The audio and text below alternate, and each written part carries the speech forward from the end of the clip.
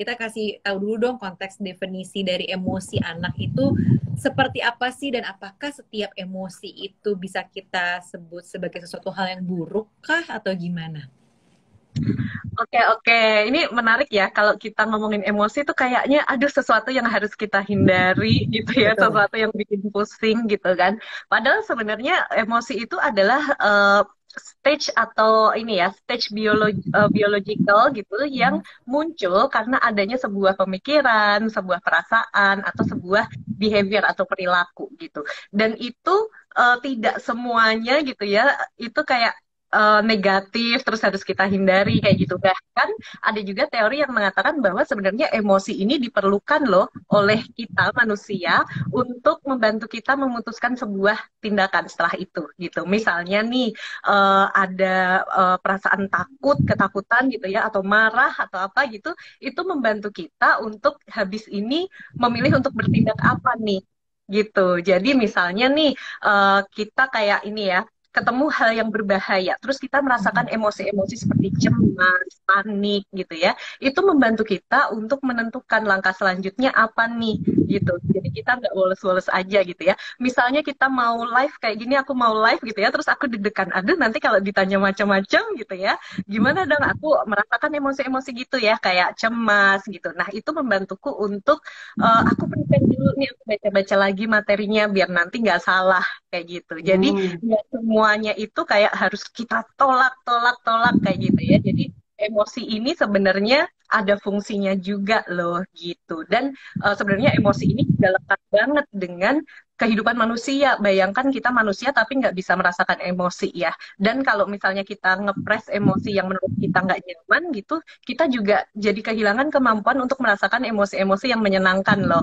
Kayak gitu. Jadi eh, emosi itu bukan untuk ditolak-tolak, tapi sebenarnya untuk dikelola gitu, Bumin.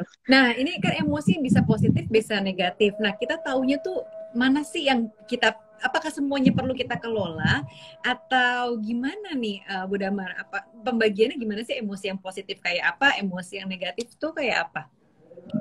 Oke, jadi ada satu teori yang sebenarnya ini ya, kita nggak bilang emosinya positif, emosinya negatif, yang negatif harus ditolak kayak gitu ya. Tapi ada satu teori yang dia itu memetakan berdasarkan level energi dan pleasure sama displeasure-nya gitu. Jadi misalnya emosi sedih ya, emosi sedih itu energinya low, terus pleasure-nya juga low gitu. Jadi uh, energinya low, energinya rendah, dan dia juga kurang menyenangkan, kurang nyaman di kita gitu. Terus misalnya marah, marah itu dia kurang nyaman di kita, jadi pleasure-nya rendah juga, terus energinya tinggi gitu. Jadi kita meledak gitu, nggak nyaman tapi meledak. Kalau sedih nggak nyaman tapi disimpan gitu ya, atau nangis atau menyendiri kayak gitu. Nah jadi dengan memahami nih ya apa sih yang membuat kita emosi, terus reaksi-reaksi kita saat emosi itu seperti apa, kita jadi lebih mudah untuk mengelola emosi yang hadir itu. Entah itu membuat kita merasa pleasurable gitu ya, merasa senang, atau merasa unpleasurable gitu. Jadi merasa kurang nyaman dengan kehadiran emosi itu gitu. Oke, nah kalau Bu Dita sendiri gimana nih? Boleh cerita dong Bu, dengan 4 anak ya kan, cewek, cowok. Nah ini gimana nih, emosinya anak-anak semua tuh gimana sih menghadapinya, dan apa yang sebenarnya terjadi sehari-hari? Kamu nggak mau main ke rumah aku aja, Ca? Atau Bu Damar mungkin? Biar ibunya bisa lebih pintar lagi mengelola emosi. Gimana nih? Aduh, tapi Masya Allah seru ya. Kalau dibilang seru, jadi ya pasti ibu-ibu di sini juga kayaknya setuju ya, mau punya anak satu, dua, tiga, empat, lima, berapapun itu, kita harus banyak belajar ya, Cak ya nggak sih? Maksudnya setiap anak itu kan pasti punya emosi yang berbeda-beda kan, punya karakter yang berbeda-beda juga gitu. Jadi saya bener banget tuh kata Bu Damar tadi, bagaimana sih cara kita mengelola? Karena kalau emang ditolak, tuh yang ada kita juga jadi tertekan sendiri, ya nggak sih? Kita jadi kayak seolah-olah em, apa ya, kayak selalu berusaha pengen jadi baik, tapi kan kita manusia juga, pasti ada kurangnya, pasti ada emosi juga. Anak emosi kan bukan cuma anak-anak, tapi ibunya juga emosi ya, bunda-bunda sekalian. Tapi ya itu tadi kalau ditanya gimana kesehariannya, emang karena anakku ini usianya beda-beda. Yang pertama itu kan udah remaja, SMP, umurnya 13 tahun. Jadi kan pasti beda lagi ya bagaimana menghadapi lah ya hormonal masa-masa puber gitu kan. Kemudian yang kedua ini agak jauh jaraknya, umurnya 4 tahun, itu lagi wah luar biasa luar biasa. Ini paling aktif emang anakku yang nomor 2 ini luar biasa lah pokoknya. Mantap lah. Loncat sana, loncat sini, udah perempuan padahal tapi memang dia aktif sekali gitu ya. Terus yang ketiga dan keempat memang usianya berdekatan. Usianya yang ketiga itu sekarang 2 tahun 3 bulan lah ya. Yang keempat, yang terakhir ini baru 8 bulan. Jadi emang beda-beda banget. Ibaratnya kayak aku lagi ngobrol misalnya sama yang nomor satu, em, tiba-tiba terdistract gitu ya sama yang dua atau tiga atau empat gitu. Jadi kayak nggak selesai-selesai begitu pula kalau mau tidur gitu ya.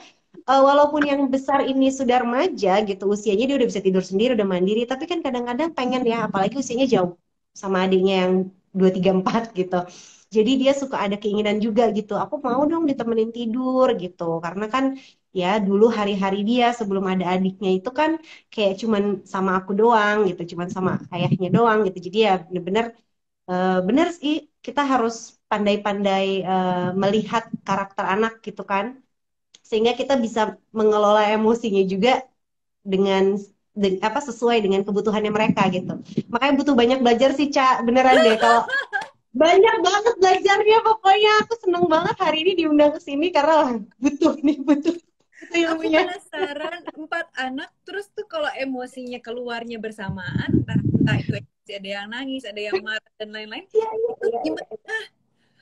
Nangis, Cak. Beneran.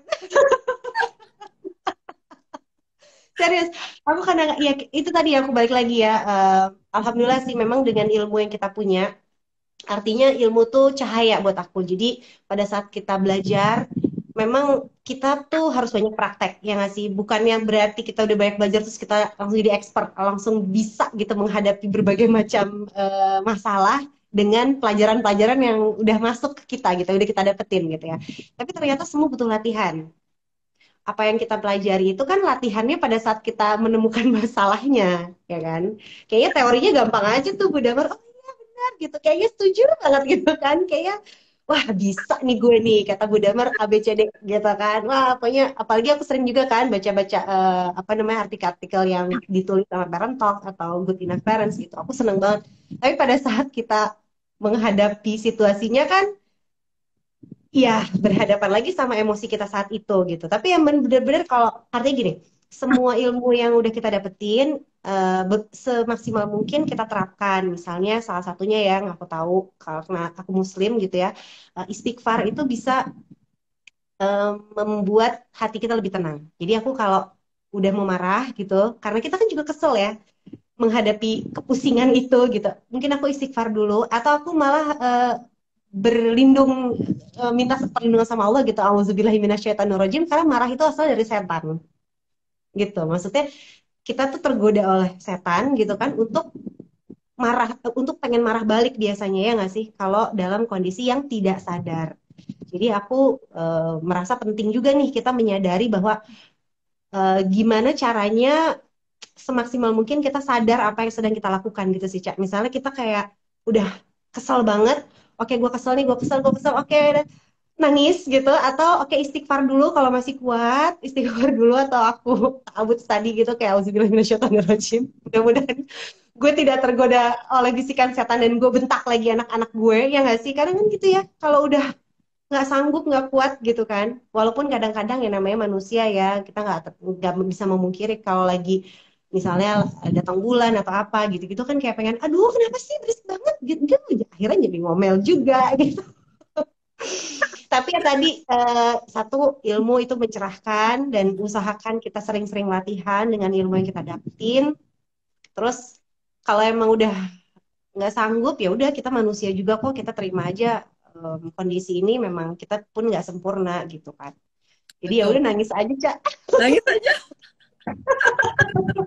Nah, kalau dari nih, secara teori sebenarnya tahapan emosi anak tuh seperti apa? kalau ngelihat Dita tadi kan dengan 4 anak dari yang teenager sampai yang baik pun ada. Nah, ini tuh nih emosi anaknya tuh seperti apa sih gitu? Tahapannya kayak apa? Nah, mungkin di awal-awal gitu ya, usia-usia bayi sampai 1,5 tahun itu kita masih belum merasakan gitu ya ledakan-ledakan emosi di anak kita gitu, karena memang dia masih masih kebanyakan gitu ya perasaannya tuh yang dia rasakan mungkin kayak takut, jadinya nangis doang kayak gitu ya. Jadi belum ada perasaan kayak marah, kecewa kayak gitu. Perasaannya masih simpel banget gitu. Nah, mungkin di mendekati 2 tahun, ini Mbak Dita pasti udah ngalamin ya 4 kali tantrum. Semua anak gitu kan. Nah, memang di usia-usia mendekati 2 tahun, ini kenapa sih anak-anak jadi sering tantrum gitu ya? Karena mereka sudah mulai bisa merasakan perasaan-perasaan yang lebih kompleks gitu. Misalnya kecewa gitu ya. Nggak cuma takut lagi, ada sedih, marah, kecewa, bosan, dan lain-lain. Tapi itu belum diimbangi dengan kemampuan otak dia untuk mengelola emosi tersebut gitu. Jadi karena di usia 3 tahun ke bawah, otak yang tugasnya untuk meregulasi emosi itu belum berkembang dengan sempurna. Itu baru selesai di usia sekitar 24-25 tahun. Gitu. Makanya jauh ya perjalanannya. Makanya mungkin Mbak Dita juga ngelihat anakku yang remaja itu tantrum lagi loh. Iya, aduh. Dan karena perempuan ya, Bu Damar, karena dia perempuan, jadi kan ada baper-bapernya ya dong. Iya, Kebayang. Kalau perempuan kan lebih fluktuatif, apalagi nih Nucha selamat 2 perempuan, ya. Pokoknya nggak kelar-kelar deh, Bu. Aduh, anakku juga perempuan nih deg-degan. Oh iya. Iya kayak gitu. Jadi memang ada tahapannya gitu ya. Semakin besar, semakin dia emosi yang dirasakan itu jadi lebih kompleks juga gitu. Cuman sayangnya perkembangan otaknya yang tadi, yang bagian otak untuk merespon emosi itu tuh udah lebih duluan ada. Jadi emosinya udah berasa duluan, tapi yang buat mengelola itu masih dalam tahap pengembangan gitu. Makanya jadilah dia tantrum, meledak-ledak, atau marahnya itu lebih impulsif ya. Jadi kayak mukul, teriak, tendang-tendang, guling-guling, atau kalau remaja mungkin jadinya banting pintu kayak gitu ya, pengen kabur dari rumah kayak gitu. Nah, jadi kayak gitu kemampuannya yang belum belum berimbang dengan kemampuan otak untuk mengelola emosi dengan kemampuan otak untuk merasakan emosinya itu belum balance gitu. Makanya ini jembatannya di mana nih kita harus melatih anak dalam pengelolaan emosi, karena sama seperti yang dibilang Mbak Dita tadi gitu ya, perlu latihan. Kita aja yang dewasa perlu latihan, apalagi anak-anak gitu. Dia kemampuan regulasi emosi ini itu nggak muncul seketika di usia tertentu. Dia harus dibangun sejak kecil gitu. Sejak anak mulai bisa merasakan emosi, itu sambil kita bangun kemampuan regulasi emosi gitu. Oh gitu. Jadi memang kemampuan mengelola itu aku pikir secara usia tuh ada kemampuan yang muncul gitu. Misalnya di usia berapa ya? Mungkin usia 5 tahun gitu ya. Udah kemampuan menangani itu udah lebih baik gitu. Tapi itu justru tergantung dari kita ya yang menjembatani itu gitu ya. Oh, Betul, betul. mungkin nggak sih ini mungkin nggak terjadi ketika misalnya orang tuanya kan nggak ngerti juga nih kalau ternyata ada tahapan ini nih seperti ini ya. Aku aja juga baru tahu nih dari Bu Damar bahwa anak itu dari kecil udah punya kemampuan emosi tapi belum tentu bisa mengelolanya gitu kan. Nah, misalnya orang tua tuh nggak berhasil untuk menjembatani emosi dia untuk mengelola nih si emosi. Jadi ketika anaknya tantrum, orang tua lebih tantrum lagi karena kan nggak ngerti cara mengelolanya, ngajarin. Terus itu bakal apa? Efek apa yang terjadi Bu Damar? Sampai ke misalnya usia SD, usia SMP gitu. Oke, jadi kemungkinan anak ini akan tidak memiliki skillnya nih kalau dia mengalami kewalahan-kewalahan emosional gitu. Sedangkan nanti pas usianya bertambah ini kemampuan dia untuk merasakan emosi lebih kompleks lagi gitu ya. Mungkin nanti ada rasa cemburu kayak gitu. Dan itu dia clueless. Ini perasaan apa sih? Ini harus diapain sih? Kayak gitu. Nah, contoh paling deketnya kayak gini nih. Harusnya anak usia 3 tahun, bukan harusnya ya, sewajarnya anak usia 3 tahun ke atas itu udah mulai berkurang nih sifat impulsifnya. Dorongan impulsifnya udah mulai berkurang, kemampuan otaknya udah mulai berkembang, jadi dia bisa menahan dorongan impulsif. Jadi marahnya itu nggak sambil menyakiti diri sendiri lagi, menyakiti orang lain lagi gitu.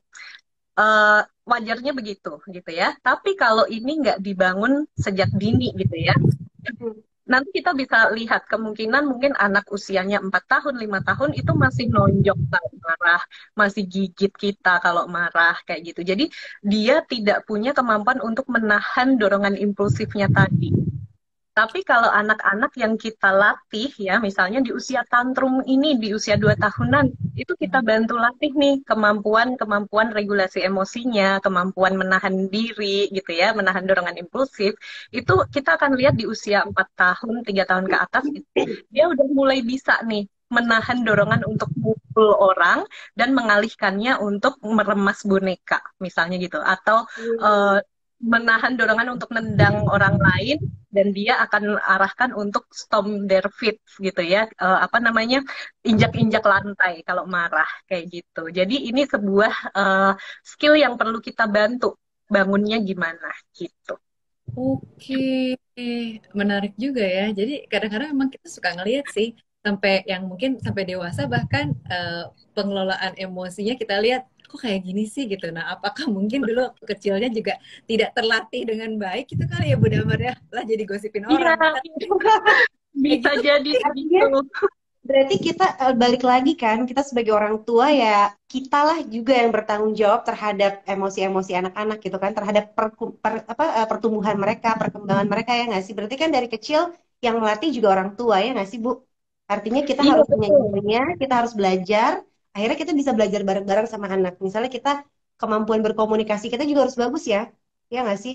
Cara cara Betul. ngasih taunya gimana? Aku jadi pengen belajar juga. Maksudnya cara belajar bersamanya tadi gitu loh.